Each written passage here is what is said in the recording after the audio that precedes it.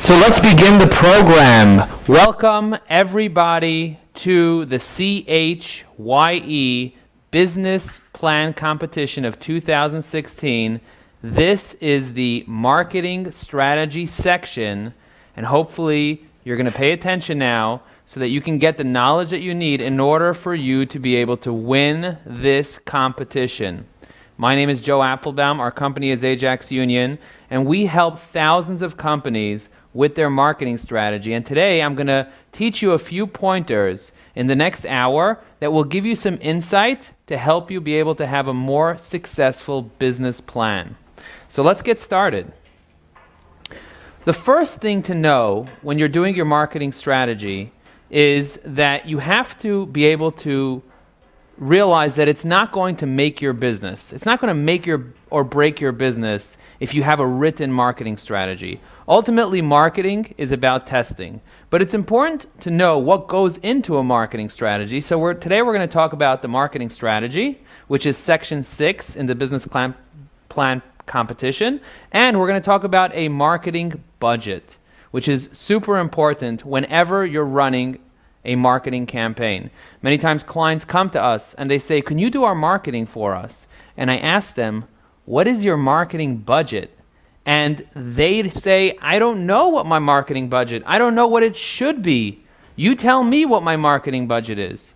I can't tell you what your marketing budget should be. It really will depend on the type of business you want to have and what you can afford and what you want to accomplish. And today, I'm going to give you a little bit of insight into something that many business owners don't know, even ones that have very successful multi-million-dollar businesses. So take a pen, take a paper, pay attention, and if you have a question, please send it as an email to info@chye.info so that we can engage together. We can learn what you're thinking, what's on your mind, and I can help you answer the questions live, real time, right now. And if you didn't take a moment to share this on social media, remember, put this on your Facebook, put this on your Twitter, put this on your LinkedIn, and have other people know what's going on right now because this is going on live. So, what is marketing? Some people think that marketing is just about posting stuff on Instagram, posting stuff on Facebook, posting stuff on Twitter.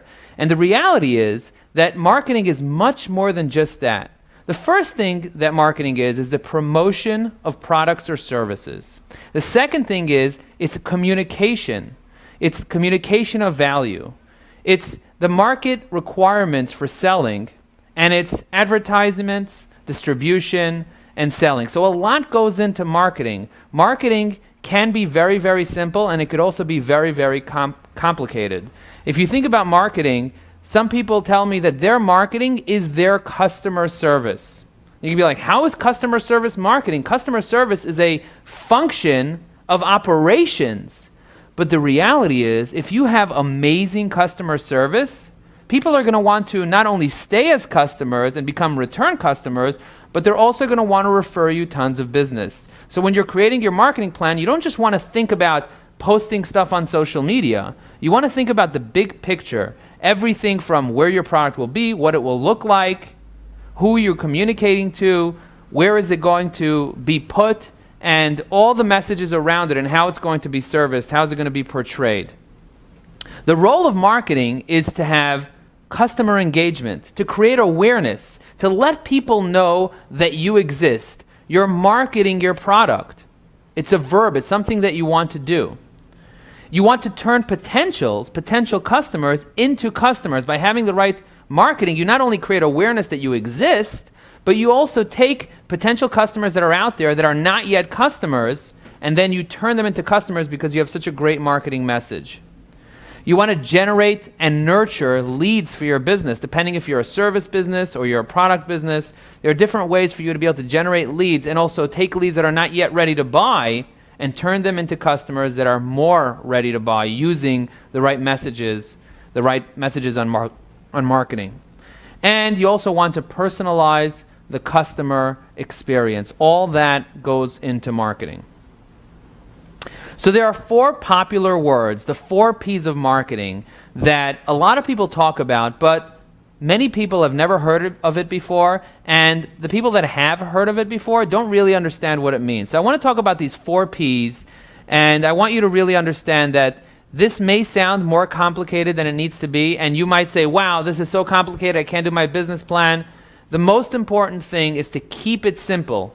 If you can't understand this, it's too complicated. You need to be able to understand this in a very simple term, be able to put it on a paper and get it so that you can show it to other people and they can get it right away. And if you can make it that simple that anybody can get it, that's going to be an effective marketing plan. If it's a lot of mumbo jumbo and a complicated 500-page plan, it's going to be very difficult to execute on that type of plan. So keep in mind that as you're going through this presentation, write these things down, write ideas down, write what you're going to be doing as a result of learning this information, but don't get overwhelmed and think that you have to do everything. At the end, I'm going to show you how simple it can be to create a marketing plan. But right now, just pay attention and write down things and take questions and write down your questions, write down your thoughts. They say that when you take notes, you learn better, even if you're never going to read those notes. So make sure to sit down with a pen and a paper and write your notes down. So the 4 Ps are, number 1, product or service, right? That's the first one. The second one is price. You want to know what your product is. You want to know what your price is. You want to know your promotion. How are you going to get it out there? What is your advertising strategy or your promotion strategy? And then you want to know your placement. Where is your product going to be? Where's it going to live? How's it going to get to the customer? So we're going to show you these 4 different areas.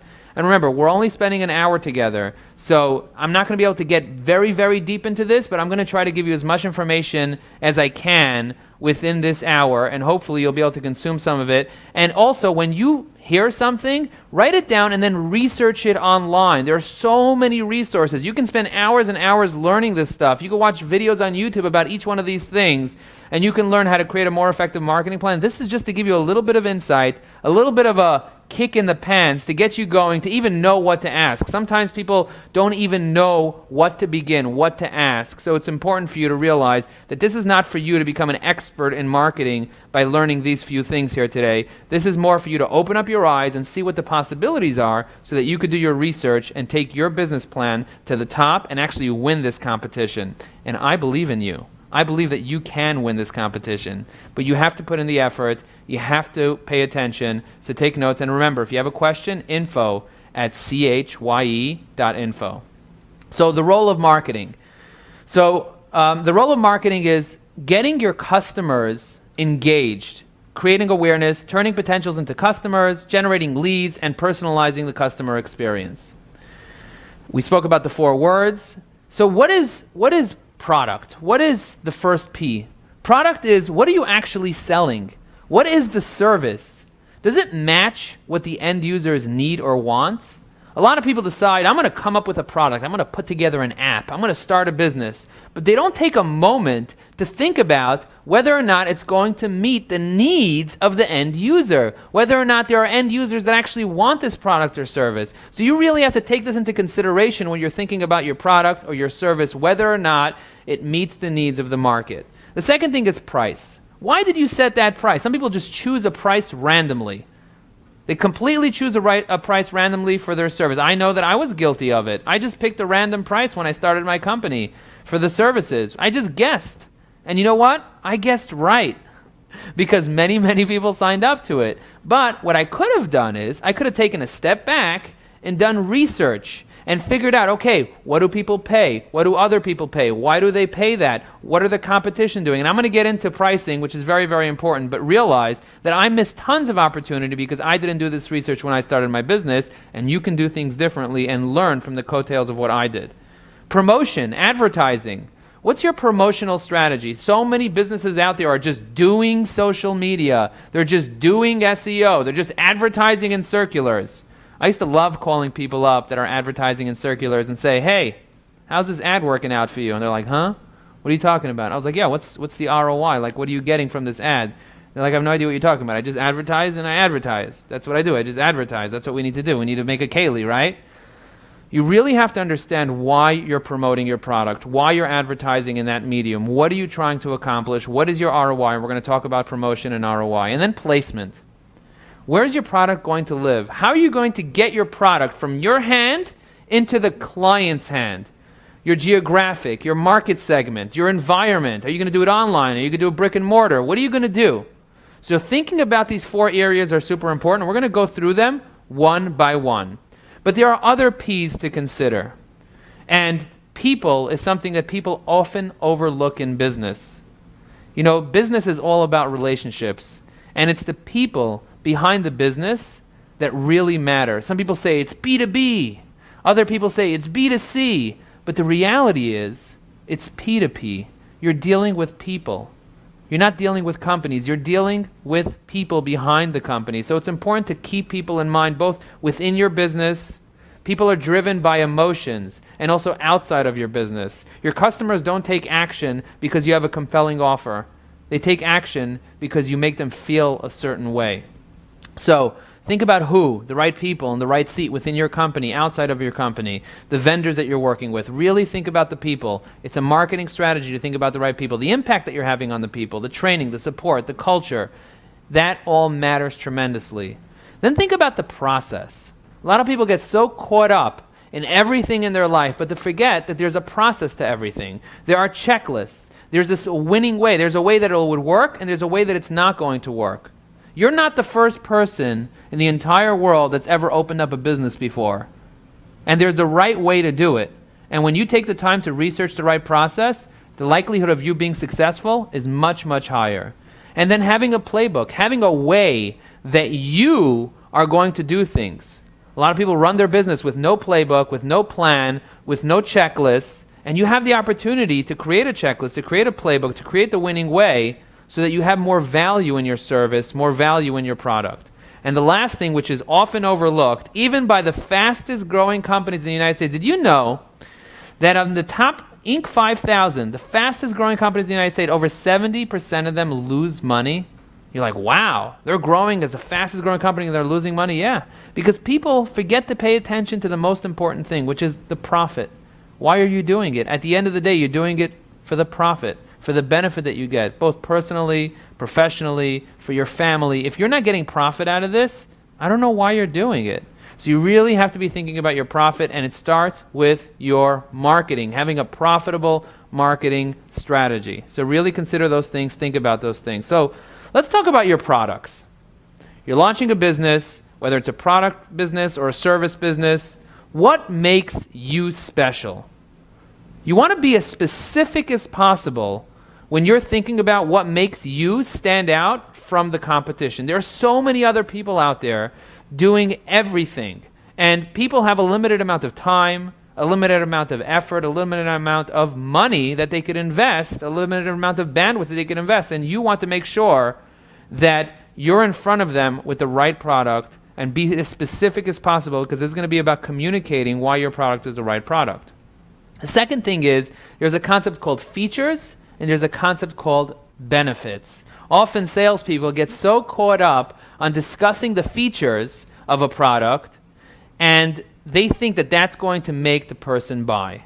And the reality is it's important to show the features, but it's so much more important to show the benefits that the product will give you. And remember to think about, what are the benefits of this product? Is it going to save you money? Is it going to make you money? Is it going to make your life better? And especially for entrepreneurs, that all sounds very fluffy, because we're these experts and we're out there and we're killing it and we're doing it and we're bottom liners, right? We just want the bottom line. Just give it to me how it is. Tell me what the features are. I want to compare them. But the average person is not like that. The average person doesn't think like you think.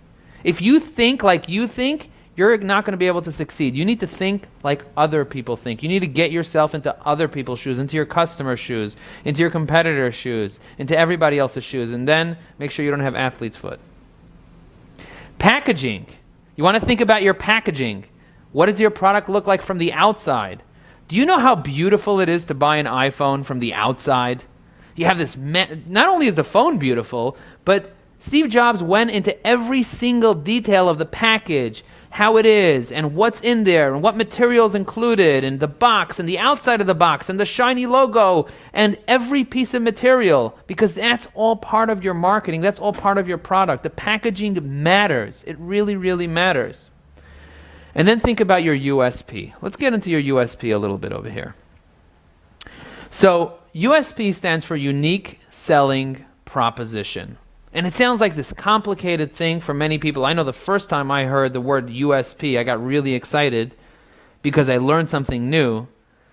And I didn't really grasp how important the USP is. Your unique selling proposition will sell to your unique audience. You could have 10 people in the same room that do the same thing, but they all have a unique selling proposition that's unique to them, and they will attract a specific market segment based on their unique selling proposition. Some customers care about speed. Other customers care about price. Other customers care about how nice you are or how much experience you have. And based on your unique selling proposition, the likelihood of you succeeding is going to be much higher based on the demographic that you want to target. So you want to think about your company's image. You want to think about the brand, what it looks like.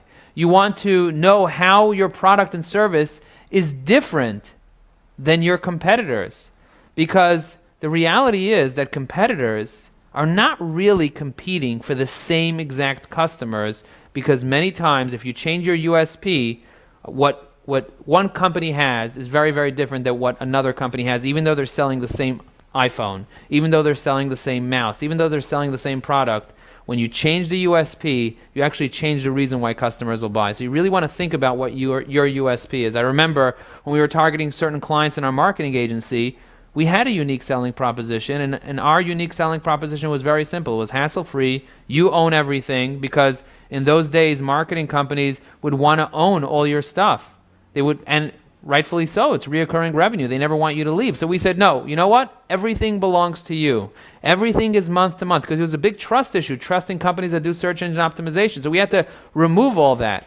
And right away, when we showed our USP to our customers, they said, you guys are really, really standing out, because this is exactly what we need. And we tested it, and it worked.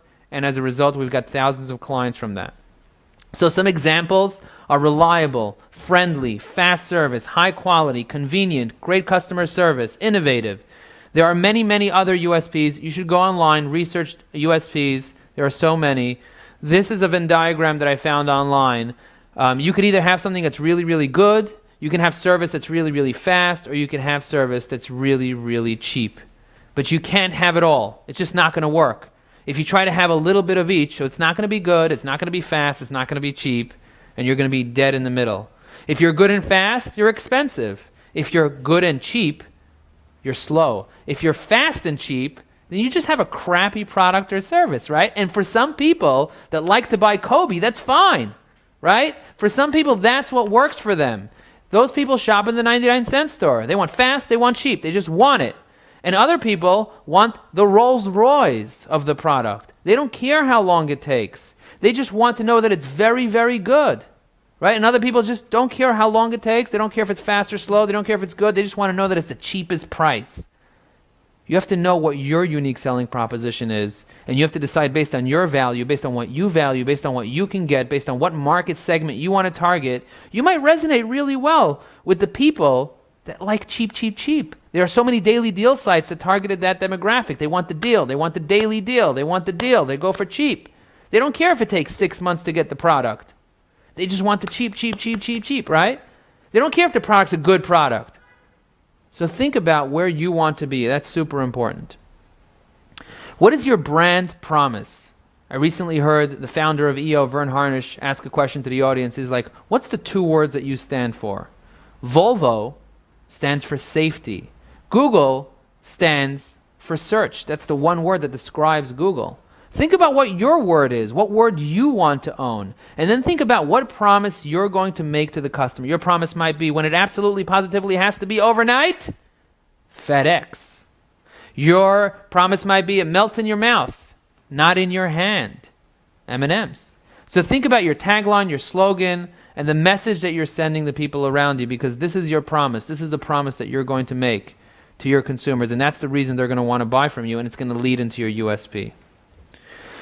So that's your product. Let's talk a little bit about your pricing. And remember, if you have questions, email them to info@chye.info so that we can answer all your questions here live. So let's talk a little bit about price strategy. So what is your price strategy? Why are you charging what you're charging? Some examples of pricing techniques is markup on cost. Something costs you a certain price and you mark it up higher than what it costs you. Some of it has to do with MAT pricing, MSP, manufacturer suggested retail price. You cannot charge products. It becomes very, very difficult. If you're selling something on Amazon, you can't suddenly charge 4 times the price for the same product because no one's going to really want to buy from you. You could charge maybe a little bit more if you offer free shipping, or if you offer something like an extra case or some extra value in some way, or you offer unlimited returns or whatever it is you want to offer. You could charge a little bit more, but you can't be all the way out of the water. You want to be within your competitive space. And also, what are the market expectations? In every market, people have a certain expectation of what they are used to paying for something. People are used to paying for transportation a certain amount. They're used to paying for cleaning help a certain amount. They're used to paying for milk a certain amount. You can't just come and charge $50 a gallon of milk. It's just not going to work, right? You can charge maybe $50 a gallon of water. For some reason, water is more expensive than gasoline, right? You go to the amusement park, you buy a bottle of water that's tiny for like $5. That means a gallon costs like $50, right? So you think about that. People are willing to pay that because that's what they're used to paying. That's the market expectations. You could charge $5 for a bottle of water at an amusement park. But you can't charge that in a bodega because no one's ever going to buy it unless it's Fiji or some other water that created that market expectation and they have the USP and they're able to charge that amount of money. So you can charge that if you have the right USP, but know what you're pricing. Have a strategy behind your pricing and get ready to document that strategy, because when you're creating your business plan, it's super important for you to know why you're charging what you're charging. Payment terms. I remember there was a CEO that called me up and he said, "Hey Joe, I have a really big problem. I can't figure out how to get my business over $100,000 in revenue." And I said, "Really? Tell me what's going on." So he says, "I rent these products and I have the service. I rent them out to consumers. And every single time I rent them out to consumer, it takes a toll on my cash flow because I take 10% up front. I take 10% up front, and then they pay me 50% when I drop it off, and then when I pick it up, they pay me the other 50%. And I said, "How much does it cost you to buy the product to rent it out?" He's like, "It's $400. And how much does it cost to rent it out? $400. So I said, "Okay, hang on a second. Why are you not asking your customer for all the money up front? This is a luxury product. Your consumer is not a bottom of the barrel cheap type of consumer. They're willing to pay $400 to rent something that costs $400 because you're going to come and inflate it and create it and do everything, right?" So he's like, "Yeah." So I said, "Why don't you just charge when they RSVP 6 months in advance, just charge them the full amount and then go buy the thing and then rent them out their thing that you bought so you could have unlimited growth." And he's like, "No one's willing to do that. No one's willing to pay me up front. Why would they trust me?" I was like, "I don't know. It's marketing. Test it. Create a landing page for the full price and see what happens." And he's like, "It's not going to work, Joe." I was like, "Listen, if you're right, you're right. And if you're wrong, you're wrong. I don't know what's going to work. When it comes to pricing strategy, when it comes to dealing with your customers, I don't know what's going to work. I'm not arrogant enough to think that I'm God. I don't know. I can't predict the future. All I know is I can test it. I can poke at it and see what happens." And he's like, "You know what, Joe? I'm going to prove you wrong. I'm going to create a landing page. It's going to cost me $1,000. And then I'm going to prove you wrong. And then what are you going to say then?" I was like, "I don't know. It's marketing. You might lose the $1,000, but I say do it." He did it. He took his company from $100,000 to $1 million in revenue because his customers financed his growth. Pricing strategy can make all the difference because you may not have to get that loan. You may not need more resources. You might just have to be more resourceful. It's super important to remember that. It's not all about the money. It's about how you do it. So let's talk about promotion. So we got pricing down. We got product down. This is my favorite part, ladies and gentlemen. I love promotion. I love this part. Why? Because this is fun. Pricing is not fun. The product is not fun. Getting it out there is so much fun. You get to do all these fun things to get in front of people and jump around and get them to see if they do something, if they take action. This is where it happens, so pay attention here. This is where it counts. Even if you did all the other stuff wrong, if you get this right, you will be successful. This is the biggest, most important part of your marketing plan. So how are you going to promote your product or service? You have something. Whether it's a product, whether it's a service, it's a cleaning service, it's a rental service, or it's a product. You want to sell dresses, you want to start a store, sell shoes, sell electronics, sell something. How are you going to get people to come? Now, I spoke to a store owner yesterday, and he said, I heard a myth. I heard that if you build it, they will come. Is that true, Joe? And I said, it used to be true. It used to be when you were the only one in the neighborhood, all you had to do was build it, and they would come. But now in the global economy, with the internet connecting us all, you can't expect to build it and just rely on them just coming to you. You need to promote it. You need to have a plan to get out there, even if you have a store. Your store is a marketing function. Your storefront is a marketing function, but less and less people are paying attention when they walk down the street. Guess what people do these days when they walk down the street? I was recently approaching the crosswalk, and on the bottom of the crosswalk it said, look up. Because everybody's on their phones. Everybody's on their phones, and it says look up, so you should look up so you don't get hit by a car. When somebody's walking by your storefront, guess what they're doing? They're doing this. They're on their phone the whole time. And if you don't have a good promotion strategy, you're going to miss out on their attention, and you're going to miss out on their dollars as a result. So the first thing you want to do is you want to make sure that you're consistent with your image, making sure that if you're promoting in multiple different areas that you have the same image, that you're consistent. Number two is you want to focus on the benefits. People forget about this. They're like, feature, feature, feature. You should buy from me because we're so great because we have all these features. Forget about the features. Focus on the benefits. Yes, features are important. At the end of the day, you got to tell them what they're going to get. But don't focus on that. When you're putting out your message out there, focus on the benefits, even if it doesn't sound good. Even if it doesn't sound good to you as an entrepreneur, it's never going to resonate with you because you're going to want to know the bottom line. Most people don't want the bottom line. Most people want that romance. They want to know that you got them covered, that you have their back, that you care about them.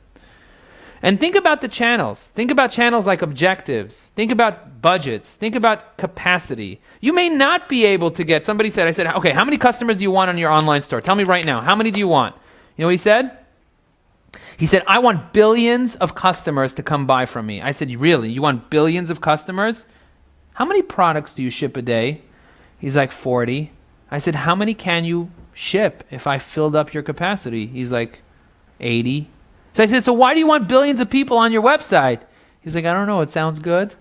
If I had billions of people on my website buying, I'd have a terrible name because I wouldn't be able to ship anything, and I wouldn't be able to get a loan to buy the inventory. And even if I did get a loan to buy the inventory, it would take 6 months for the inventory to get here from China, so I would be able to lose all those orders anyway, so I would lose more money on credit card processing and blah, blah, blah. His head exploded. He's like, oh my gosh, I don't want billions of people.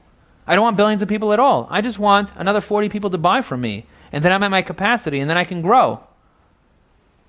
And he was like, wow, I could actually afford to do this. I thought I couldn't afford to do this. I can actually afford to buy another 40 customers at $100 each. I have the budget for that.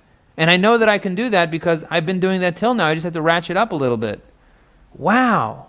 When you're looking at your promotion strategy from that angle, from the constraints, then suddenly it changes your whole business. It changes your whole perception because we were built to be generalizing. We have this mentality that we just want to generalize more, and we want as much as possible. I say, okay, you know what? How much money do you want? Ask yourself this question right now. How much money do you want? And most people will answer, as much as possible. Did you know that 80% of people that win the lottery, that have as much as possible, that win the lottery, lose the money in the first 3 years? And another 12% commit suicide. So no, you don't want as much as possible. What you want is to be specific as possible, because if you know where you're going, you're going to get there much quicker. And if you don't know where you're going, you might get somewhere else. I know that sounds confusing because it is. And most people are living a confusing life. Most business owners don't know where they want to go. You need to be specific. And when you're specific, you're going to know how to promote your business. So capacity matters, budget matters, objectives matter. Think about those things. Moving on.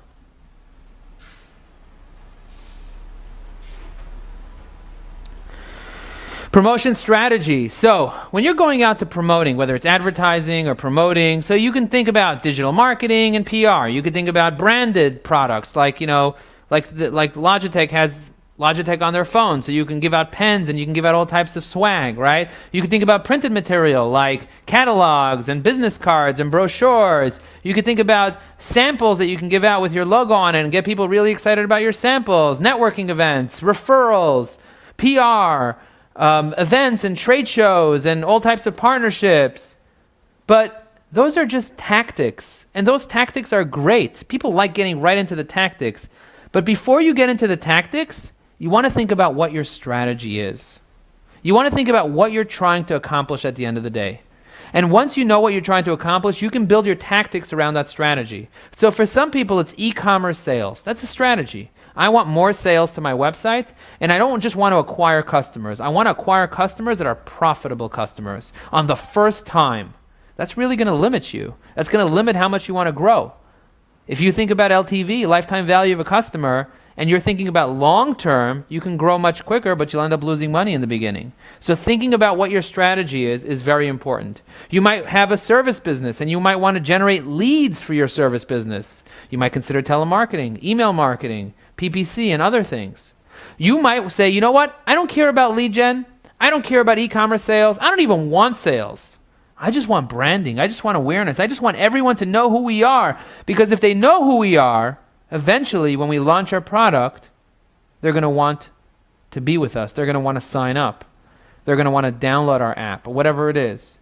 So once you identify what your strategy is, once you identify where you want to go, then you can create a set of tactics that will help you be able to execute that strategy.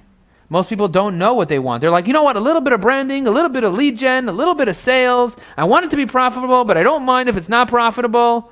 And they're not specific when they're creating the promotion strategy. They want a little bit of this and a little bit of that. And if you do that, you're going to get a whole lot of nothing. So you really want to consider what your strategy is, how you're doing it, and you want to be very specific and move with intent.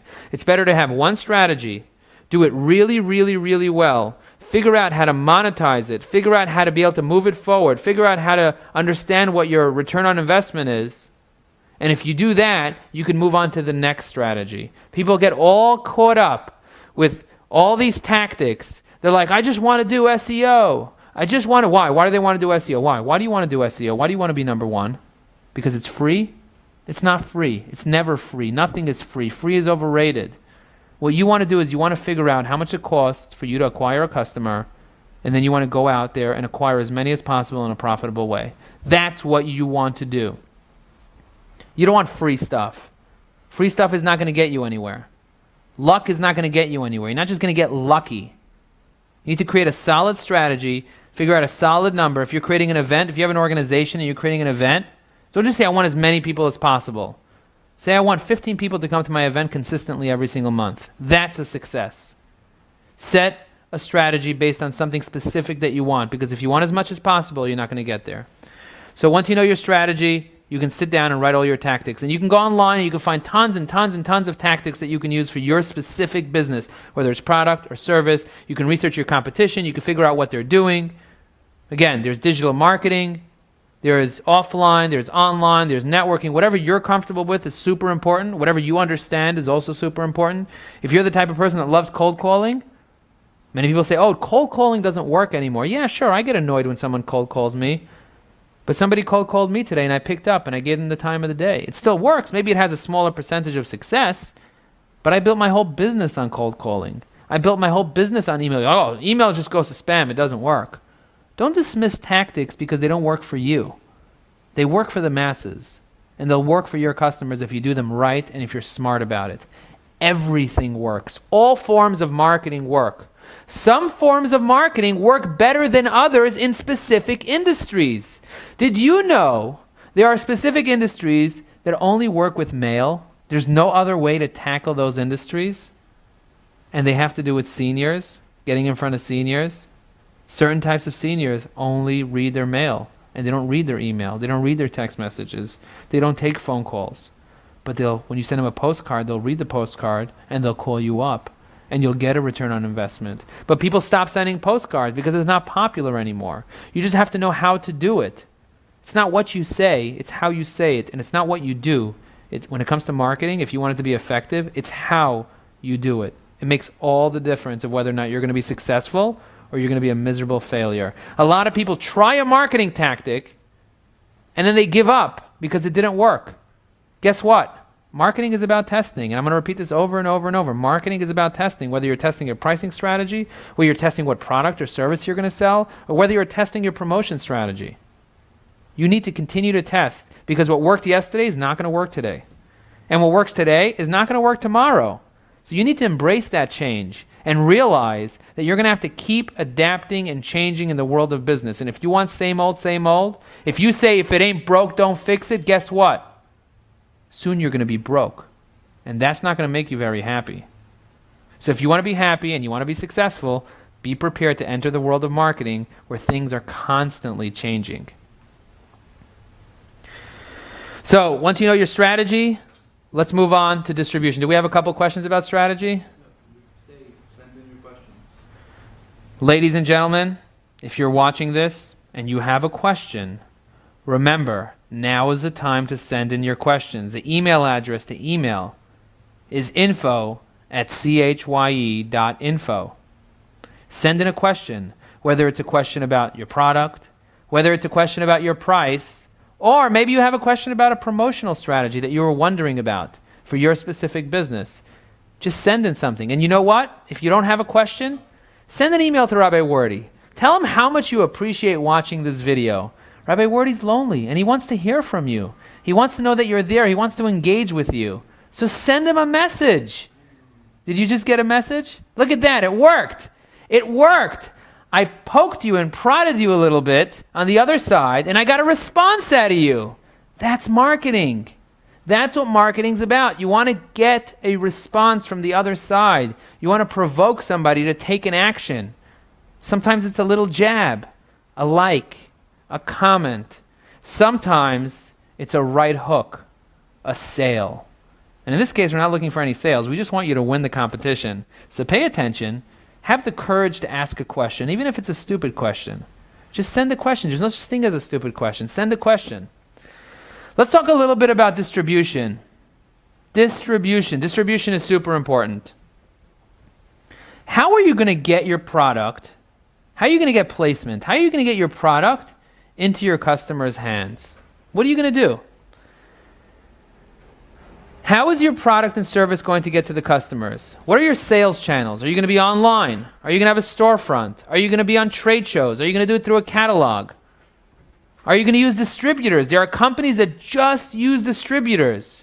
Are you going to do delivery only? There was a company that opened up a pizza shop in our local neighborhood, and they said delivery only. I love that. That was amazing. They didn't have to deal with a storefront. They didn't have to deal with anything. And it was great. Think about what your strategy is. Think about how you stand out from the competitors, from the other people that are out there. And your distribution channel could make or break your business. Think about the percentage of sales. Think about the percentage of sales that you have from each category. Somebody emailed us, and thank you very much for the email. I really appreciate this, Yosef.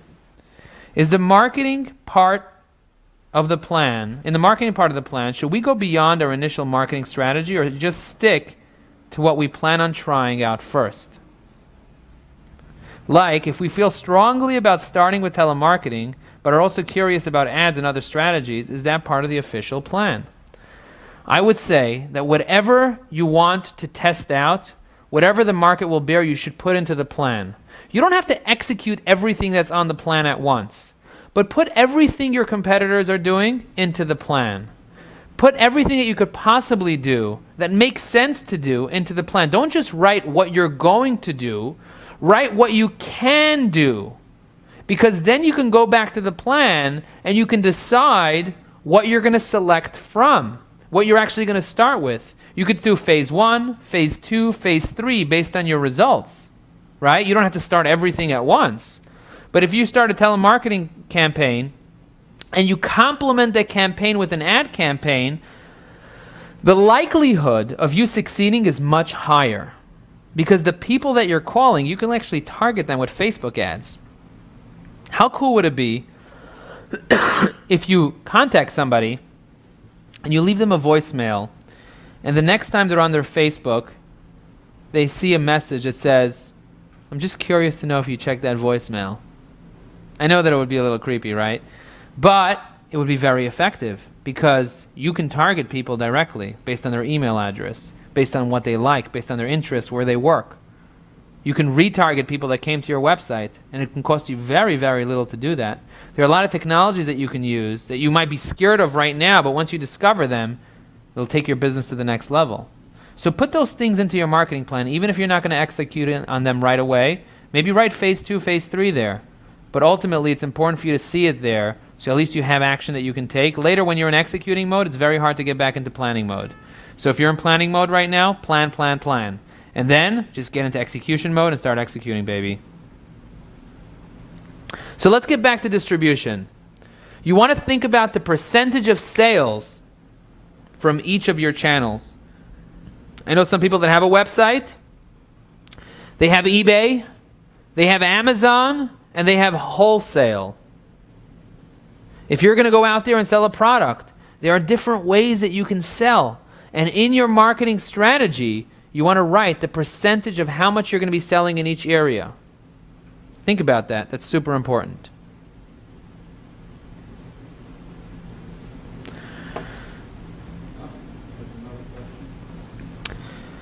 Thank you for sending in your questions, ladies and gentlemen.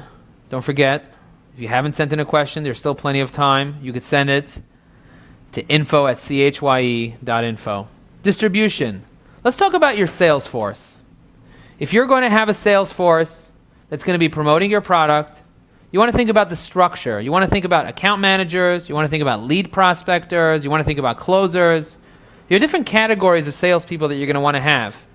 In addition, are they going to be commission-based or are they going to be salary-based? Thank you.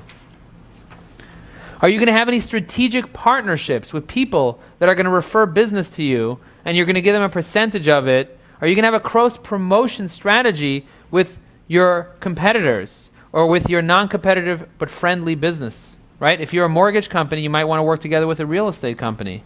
All this you want to dictate and put into your marketing plan. Somebody asked a question, Abraham asked, does TV and billboards make a difference to a small business, or is it only good and effective for a big brand or business? TV and billboards can be very effective for a small business, but it's not what you do, it's how you do it. And if you have a limited budget that you want to invest, think about what your objective is. Think about what you want to get out of it. What is the most effective way for you to use your money? If you say, okay, I have $100,000 to spend on my marketing, is it more effective if I want to generate leads, if I want to sell watches? Is it more effective for me to put an ad on TV, primetime TV, with that $100,000? Or is it better for me to spend that $100,000 over the course of 3 months using Google AdWords? I would bank for Google AdWords every day. Every day I would just go for Google AdWords in the TV. But if you're targeting people that are really sleepy, and you're targeting them with a general message, and you want to get the word out there, and you want to target them at night in random cities all over the United States, TV's a great option to get in front of them while they're kind of half asleep and you want to sell them something and they have their remote in their hand and their frozen dinner in the other hand and they're laying back and they're hypnotized by your message, and you go in there for $13, you get in front of them for 40 minutes, and you're like, hello, you must be really sleepy. You should buy our product, or whatever it is, right? So think about your strategy. I remember I once wanted to advertise on the radio, and during the day, it's $180 for like a 15-second spot on 1010 Wins. I ended up getting on there for free because I became friends with Joe Connolly, and he loves interviewing me and putting me on there. But when I wanted to advertise and try it out, I said, what's a more cost-effective way for me to get on the radio? And they said, well, if you take midnight on weekends, you can get it for $5 every 30-second spot. I was like, wow, how many of those can I buy? And I decided I'm going to try it during prime time, and I'm going to try it during the evening, and I'm going to do this. I'm going to alternate it, and I'm going to see which one works better. First of all, I love hearing our company on the radio.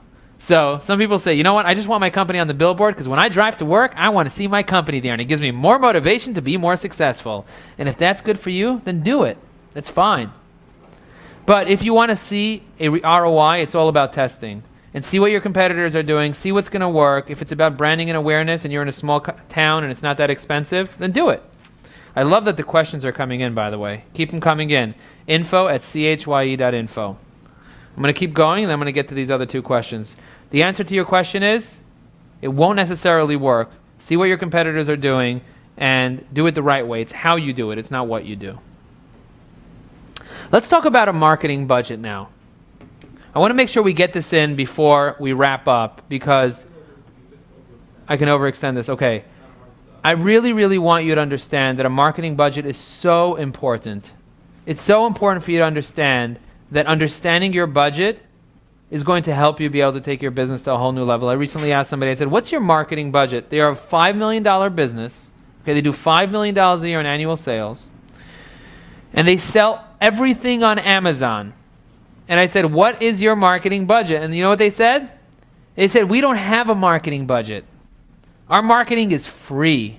And I said, whoa, stop that. Your marketing is what? They said, yeah, my marketing is free. And I said, your marketing's not free. What do you pay Amazon? I don't know, 10, 15%, 25%, whatever it is. Really? So you're telling me that you're getting a 4-to-1 ROI from if you're paying 25%, that means if you're making $5 million, 1.5 million or so, $1.25 million is going towards marketing, because that's what Amazon's doing with your money. And you're not even owning the customer. The customer belongs to Amazon. So you're spending 25% on marketing. You're telling me that you have no marketing budget because you're post-paying, because you're acquiring customers for them instead of for yourself, and you're saying you don't have a marketing budget. I recently went to a not-for-profit organization. I said, what's your marketing budget to sell tickets, because they have an annual event that hundreds of people come to? And they said, we don't have a budget. We have zero budget. I love when people say we have zero budget. And I say, okay, so what are you doing to get out there? And they're like, well, we hired a PR guy for $5,000, and we invested in advertising in this magazine and that cost us $3,000 and $2,000. So I said, hang on a second.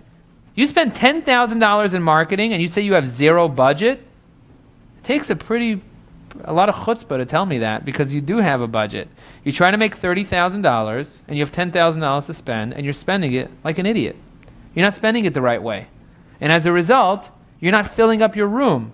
And as a result, you're losing money. So you really want to consider your budget. Think about your budget. So how do you come up with a marketing budget? Well, there are many resources online that can help you come up with a marketing budget, but you have to understand that looking at your competitive landscape, learn what other people are doing in your industry, how much people are spending, and what they're getting out of it is super important. Doing the research. Think about how you can best reach your market. Sometimes you have to have a minimum budget in order for you to reach your market, and if you put too little money into it, it's just not going to work. You want to see how much capital you have to invest and what ROI you need to be able to keep scaling. Some people say, I want to grow. And I ask them, can you afford to grow? Can you afford to grow? I want to be $1 million business. I said, could you afford to be $1 million business? Could you make that type of investment? Could you hire 20 people? Could you hire 10 people? Could you hire the people that you need to do in order to get there? They, no, I can't. I first need to sell a chicken or the egg, this, that, the other. We start having a conversation. In the meantime, they have no money. They have no strategy. They're not sure what they're going to do, but they want $1 million business because they have big eyes. I get big eyes too when I go to a restaurant and I'm hungry, or when I go shopping for Shabbos and I'm hungry. I get big eyes too when I buy a bunch of stuff that's not good for me that I'm never going to eat. That's what happens when you have big eyes in marketing. You want to know, make sure that you can grow. Make sure that it's reasonable. Don't just decide that you're going to grow to a $50 million business overnight because you just woke up and wanted to do that, right? You want to get to 250 in revenue, then to 500, then to 1 million, then to 2 million. That's even growing. That's even growing super, super fast as one of the fastest growing companies in the United States. You want to grow at 10%, at 20%, at 30%? Think about how fast you can grow, but that's all going to dictate based on your marketing budget. So there's a calculator you can go to. You go to marketingtoday.com/tools/ROI_calculator.htm. If you Google it, you'll find it very quickly. You can measure your ROI by putting in exactly how you're going to promote yourself and how many clicks you're going to get and what your percentage is going to be. Very, very powerful. So, estimate your ROI for each individual marketing strategy. So what's a return on investment? If you spend $1 in marketing and you make $2, you got a 2-to-1 ROI. Got it? If you spend $100,000 and you made $300,000 in sales, You made a 3-to-1 ROI. That doesn't mean that you made $300,000 in profit, right? If you want to make $1 million and you spend $250,000 to make the million, you spend 25% on marketing. So depending on where you want to go, that's how much you're going to need to spend based on your competitive landscape. You can't just decide this. You can't just decide to grow a multi-million-dollar business and not spend any money on marketing. Sometimes the money on marketing goes into customer service. I know a guy who has a $10 million business, and he spends $2 million a year on customer service, on extra customer service. $2 million. He's spending 20% of his top-line sales on his customer service marketing strategy, and that's how he got to $10 million in revenue. That's how he opened up 10 locations. That's how he did it, because he understands that in his business, it's all about taking care of his customers in a very intimate way. He got that, and that's how he did that. And that's his marketing. He told me, this is my marketing. This is how I spend my money in marketing. For other people, they spend their money in marketing by educating their sales reps, by having the best trained engineers. So understand what your budget needs to be in order for you to get to where you want to go. Everybody needs a budget. Everybody has a budget. And it's all based on, number one, you have to go back to your business plan and look at what your revenue is, what your gross profit is, what your net profit is, what your lifetime value is. You have to know all these numbers in order for you to determine your marketing budget. There's a lot of marketing guys out there that don't understand business. And if you don't understand business and you just know how to do tactics, you're just technical, you just understand SEO, you just understand how to make a nice printed brochure and send it out, that's ultimately not going to help your business grow very much. That's going to get you some tactics, and it's going to create activity, and it's going to make you happy for the moment. But when you can't pay your bills, what are you going to do? You got to go back to your marketing budget. You got to have a budget. And just because you set a budget doesn't mean you're limiting yourself. Just because you say, my budget's $5,000 on a 2-to-1 ratio, I need to have a 2-to-1 ratio. That means for every $5,000 I spend, I need to make $10,000 in revenue. I'm going to test out the first $5,000 for 3 months. My goal is to make X amount. If I make more, I'm going to increase my budget. That makes sense. That's a marketing plan right there. That's putting your budget in and understand what you want to get out of it. But don't expect to spend 15 cents and make $15 million. That's not going to happen. You're not going to be able to buy leads for a penny a lead. That's not a lead. That might be an email address or a half email address that doesn't even work. You got to be realistic with your expectations, because if you're not, you're just going to say that you failed and that business doesn't work and that life sucks. And life does suck when you have mismanaged expectations. When you go into life with these expectations that everything's going to be perfect and nice and dandy and you're not going to fail. Success is built on failure, and marketing is all about failure. Test, test, test, test, test. I can't say this enough. Marketing is about testing. You're never going to know if something's going to work. Yes, you can predict the future, but guess what? People suck at predicting the future. We try to do it all the time, but it doesn't work. Just because something happened in the past doesn't mean it's going to happen in the future. As a matter of fact, it probably won't happen the same way. That's just life. And marketing is a beautiful thing if you're able to embrace change, if you're able to embrace uncertainty, and if you can do this, you'll actually be successful. It's not about how many times you succeed. You only need to succeed once. It's about how many times you're able to keep failing over and over and over and keep standing up every time you fall down, because eventually you'll learn to walk. But if you just fall down and you're like, wah, I can't walk, someone teach me, I wish I knew how to walk. No, that doesn't work that way, okay? You know it doesn't work that way. So why do you think it works that way in business? Question came in. I opened a videography company. Congratulations. That's amazing. The videographer's throwing his hands up in the air. You're like, woot woot. I believe my selling point is I do all the work myself. Yes, a lot of people believe that their selling point is that they don't trust anybody else to do the work. It's one of the challenges that small business owners have. We just don't trust anybody else. My clients are companies. So he says, from the initial call to filming through editing, I call this my selling point because I can maintain complete communication and on top of every single way. My clients are companies who want videos to promote themselves. Great. Great. So how would you market my services that will appeal to big companies? Companies that do everything, but they have teams of people that specialize in those areas. So you really want to think about your niche, where you're going to go, where you're going to start, and start small. And when you do that, suddenly your USP comes out, you're alive. You're the expert in that industry. They have to use you for video. You're the expert at creating testimonials. You're the expert at covering events. There are people that just do event videos. There are people that just do live streaming videos, like this video here. ZK. What's the website? ZK? No website. You see, he doesn't have a website. Word of mouth. Just look for ZK. Or email info@chye.info if you want a live streaming event, because Rabbi Wardy will promote him. So it's not about your USP. For some people think that they have to hide behind their business. They have to say, ooh, I want to look like a big company, so email me at info@ and sales@ and customer service @ and really they're a one-man band. And for other people, that's a USP. It's a USP that I'm a one-man band. Some people want that. Some people want to work with the owner and the owner only because they know that they're going to get that quality. Other people, they want to work with big companies.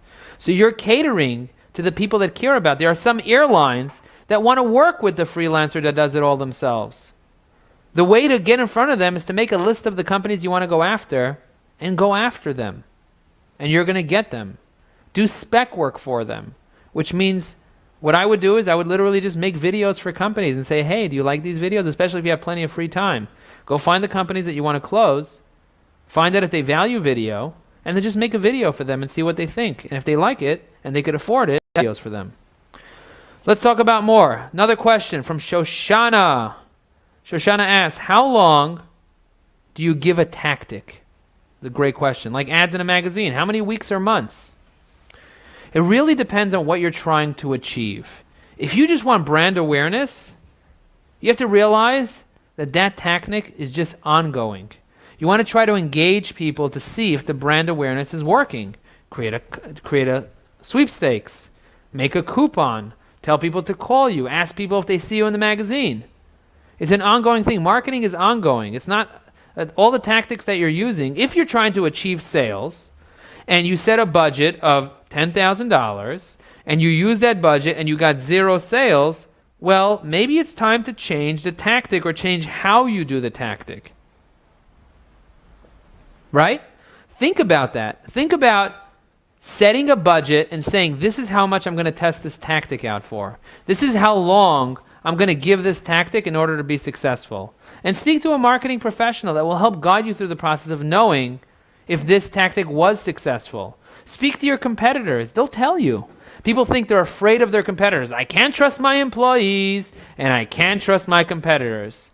It's not true. Your competitors want you to succeed because they have a different USP than you do. And they want more good people in the industry. If you're actually good, they want you to succeed and they'll give you the tactics. Successful people want other people to be successful.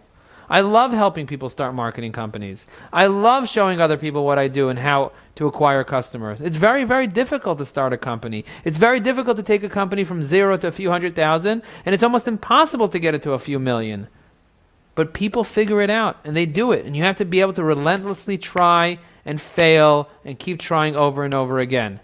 But you have to have a plan. You have to have a budget. You have to know your promotion strategy, your pricing strategy, your placement strategy, your pricing strategy, and know exactly what product you're going to offer. And if it's not working, you got to be willing to change it.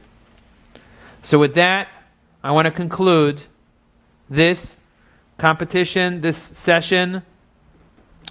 There are some questions that if you continue to ask questions, you can email them to info@chye.info. I'm going to take a look at that. Rabbi Wardy will forward them to me. If you're watching this online, please feel free to share this online.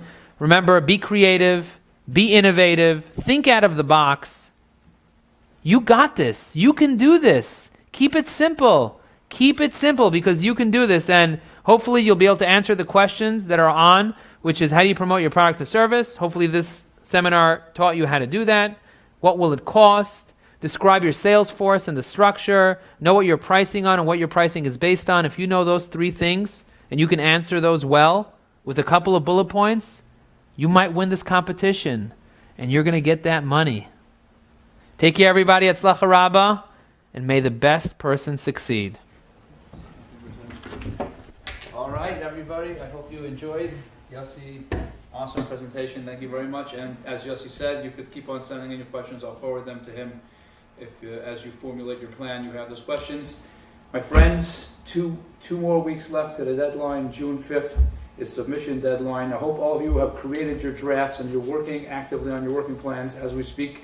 And then as you go through each class, you're modifying them and correcting them. One class left to go. Next week, Monday night, 7:45, we have the market research class. That's the final class. All other classes, including tonight's class, are recorded, and you could watch them at any time in the comfort of your home. We have all the links up on the website. Have a wonderful week, and we're looking forward to next week. Facebook Live is off.